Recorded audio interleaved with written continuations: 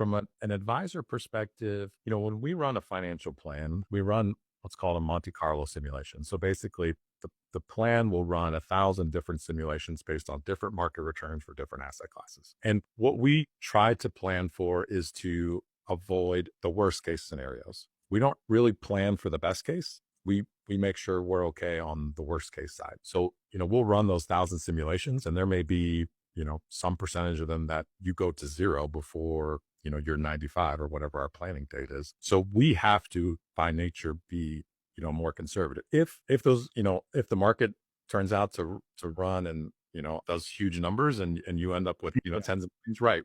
That's a whole different, that's a different planning initiative because we're now talking about estate taxes and, your goals may change because maybe you want to do more charitable things, whatever that might be. And that's perfectly fine. We can always shift gears.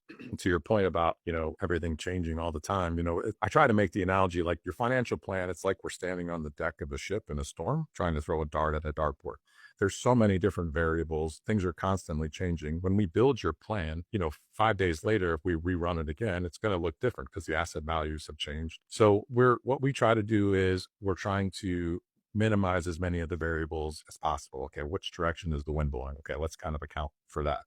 Is the ship going up a wave or down a wave? Let's kind of account for that. So we try to minimize the variability there, but again, we can't see the future. So we have to try to plan for or avoid those scenarios where the plan doesn't look good. And a big piece of that beyond just the planning, the goals, the asset allocations, flexibility. We talk to clients about this all the time too. To be successful in retirement, you really want to try to go in with as much spending flexibility as you can, because in those years where the markets are down, it may behoove you to spend less in those years because we don't want to sell from depreciated assets. Of course, we try to have cash available. But again, we talk about try not to go into retirement with a bunch of fixed expenses because fixed expenses are fixed expenses. Whether you have the money to pay them or not, they're going to be there. So the more you can minimize that, the less stressful, number one, retirement will be. And number two, probably the more successful you'll be because if we do have a consecutive number of down years, you can adjust your spending.